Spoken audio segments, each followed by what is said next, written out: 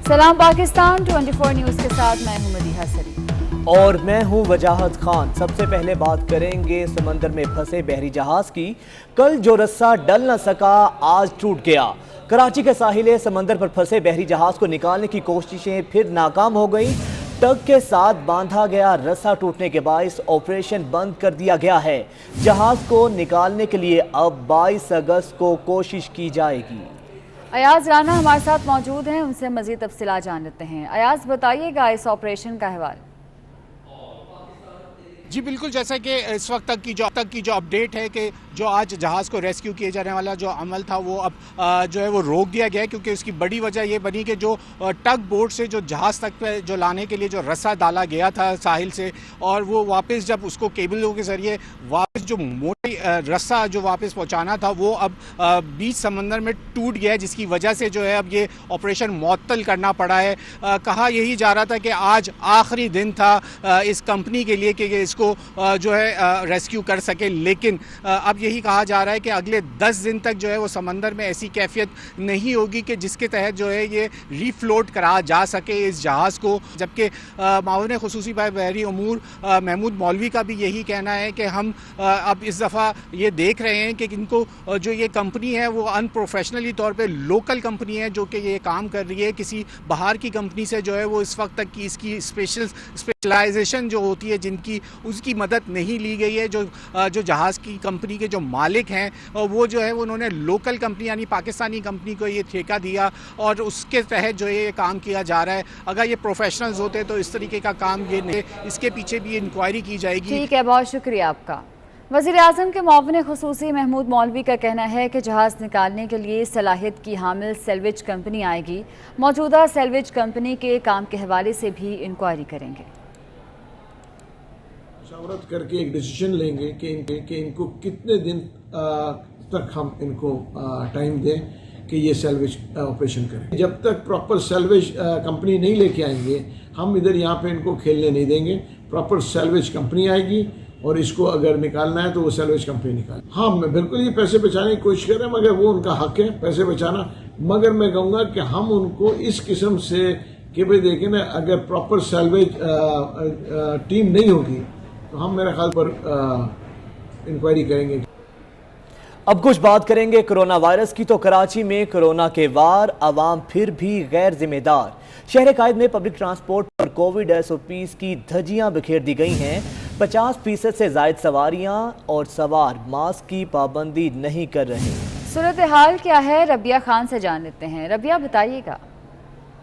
के अख्ताम के बाद पब्लिक ट्रांसपोर्ट का भी आगाज़ किया गया, लेकिन ये SOPs रखी गई कि 50% मुसाफिर जो है वो सिर्फ बसों में सफ़ार हो सकेंगे। इसके अलावा मुकम्मल SOPs यानी मास्क पहना हुआ हो, इन तमाम SOPs को फॉलो किया जाएगा। ना सिर्फ ये बल्कि कंडक्टर और ड्राइवर की वैक्सीनेशन के भी अहकाम जारी किए। लेकिन आज हम आपको बताते हैं कि बसों में किस हद तक जो सर्विसेज हैं वो फॉलो हो रही हैं, जो SOPs हैं बसों में वो किस हद तक फॉलो हो रही हैं। आइए आपको दिखाते हैं।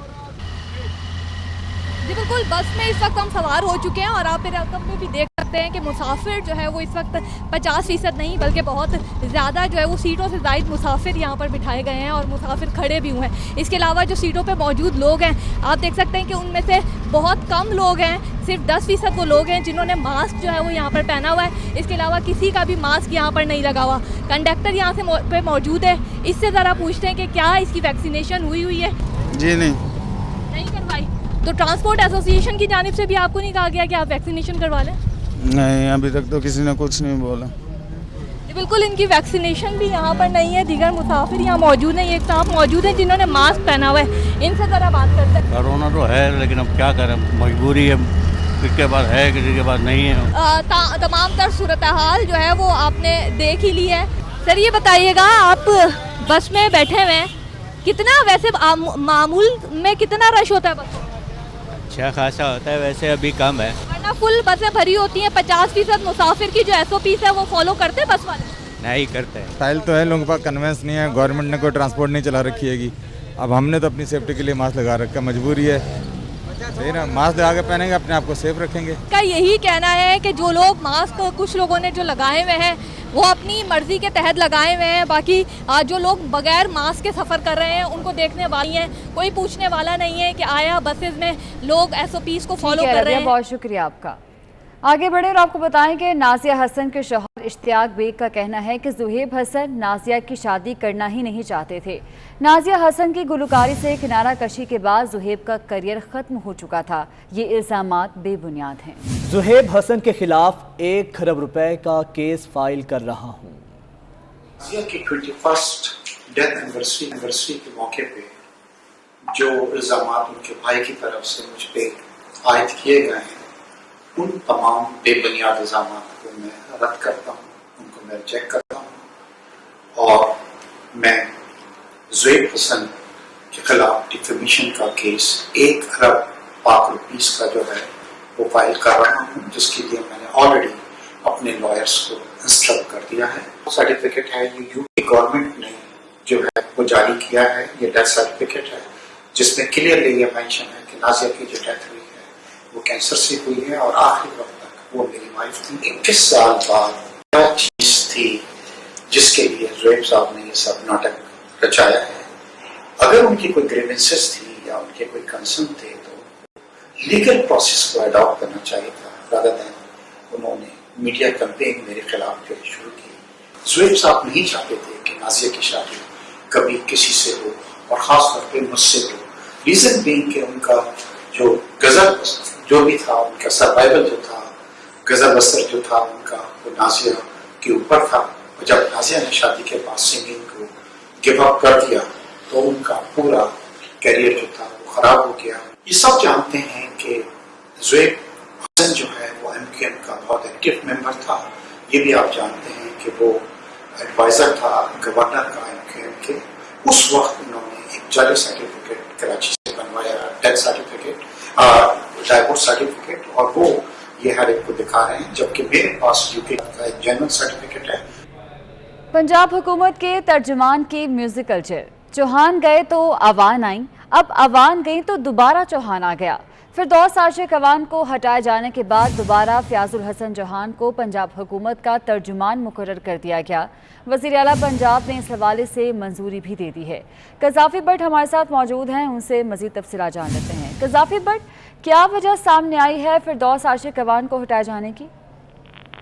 देखिए जी, फिरदौस आशिक अवान के हवाले से जो सीनियर काबीना के अरकान थे उनकी जानिब से शिकायत थी कि उनका खासा एग्रेसिव रवैया है और वो हर वजारत के अंदर जो है वो चली जाती हैं और वहाँ पे मिनिस्टर्स को मजबूर करती हैं कि वो उनके साथ बैठकर प्रेस कॉन्फ्रेंस करें।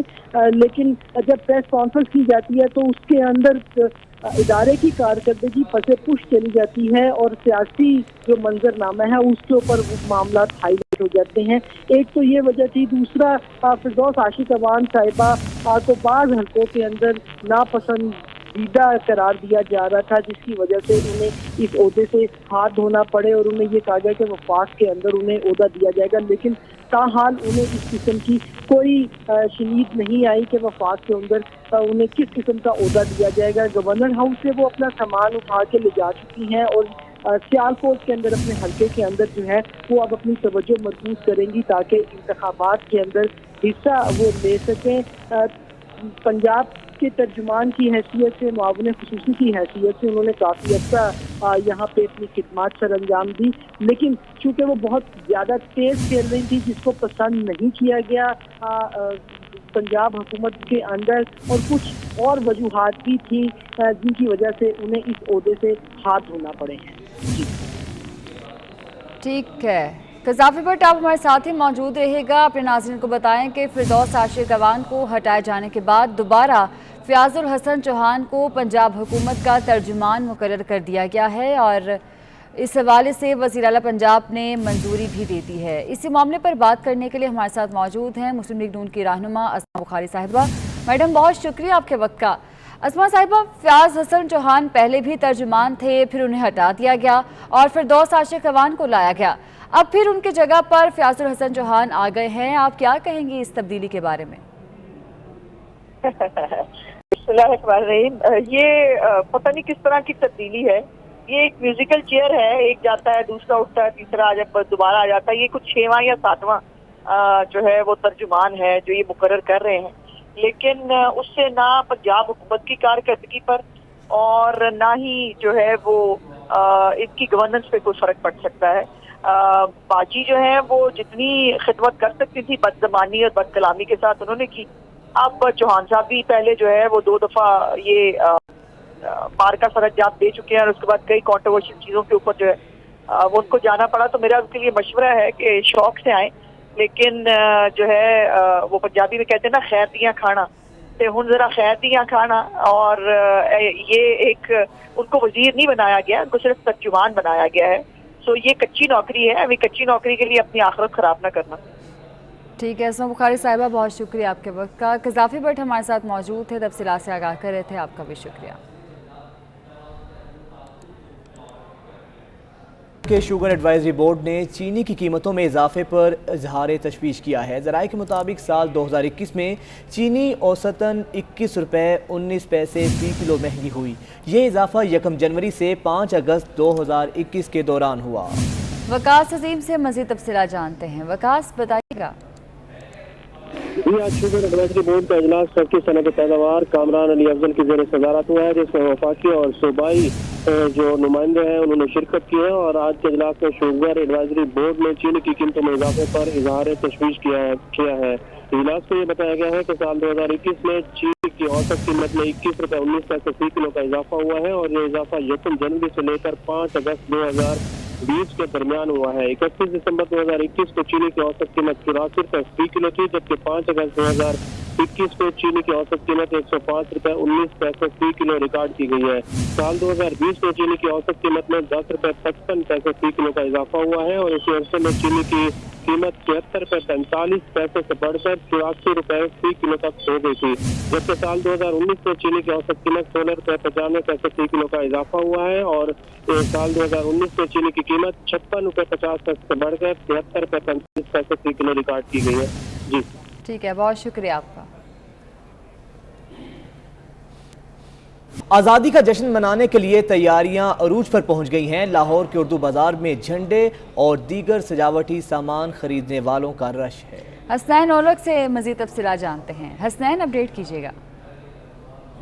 जी, जश्न आज़ादी में एक रोज़ बाकी रह गया है और जश्न आज़ादी के हवाले से जो तैयारियां हैं वो अरूज पर हैं। बड़ी तादाद है शहरियों की, लाहौरियों की, जिन्होंने मार्केटों और बाज़ारों का रुख किया है, जहां पर जाकर जो आज़ादी के लिए हवाले से साजो सामान है वो खरीदो फरोख्त किया जा रहा है, जिसमें अगर जिक्र किया जाए बैजेस का, झंडियों का, झंडों का, सब्ज़ हलाली परचम से मुज़य्यन शर्ट्स का या फिर बाजों का, तो उनकी जो खरीदो फरोख्त है वो उसका सिलसिला जारी है। और जश्न आज़ादी के हवाले से जो जोशो जज्बा है शहरियों का वो भी दीदनी है। हर सू जो सब्ज़ हलाली परचम है उनकी बहार आई हुई है। मेरा कैमरामैन सज्जाद अहमद दिखा सके कि जहाँ तक निगाह जाती है उर्दू बाज़ार में, वहाँ पर बड़ी तादाद है शहरियों की जो यहाँ पर बाज़ार में निकले हुए हैं। कोशिश की जा रही है कि आज़ादी के हवाले से तैयारियों को मुकम्मल कर लिया जाए। तो ये जो सिलसिला है ये कल आज इसी तरह जारी रहेगा और ये जो मोहब्बत है वतन से ये उसका अमली नमूना है, जिसका इजहार कल सुबह से लेकर कल सारा दिन जारी रहेगा। बाज़ारों में मीनार पाकिस्तान और जितनी भी तफरीही मकामात है वहाँ पर ये तमाम जो चीज़ें हैं देखने को मिलेंगी और जो शहरियों का जज्बा होगा वो अरूज पर होगा। ठीक है हसनैन, बहुत शुक्रिया आपका। स्पीकर पंजाब असम्बली चौधरी परवेज़ इलाही का यौम आज़ादी के मौके पर पैगाम, कहते हैं पाकिस्तान की सलामती के लिए हमें तमाम तर इख्तलाफात भुलाकर एक कौम के तौर पर इकट्ठा नजर आना चाहिए। कहा 14 अगस्त हमारा कौमी दिन है, जिंदा कौमें अपना कौमी दिन हमेशा जोशो खरोश के साथ मनाती हैं। 14 अगस्त का एक ऐसा दिन है जो जिंदा कौमें हैं वो इसको याद रखती हैं। हर कौमी दिन के ऊपर वो जितना जोश और खरोश से मनाते हैं, ये दरअसल मैसेज होता है नई जनरेशन के लिए भी। चाहे सियासी तौर पे या 100 इख्तलाफात हों, लेकिन जहाँ कौम की बात हो, कौम की मजबूती की बात हो, जहाँ पाकिस्तान की बात हो और पाकिस्तान के अवाम की मजबूती की बात हो, तो उसमें तमाम तर इख्तलाफात भुला के तो एक कौम इकट्ठी नज़र आनी चाहिए, इत्तेहाद नज़र आना चाहिए।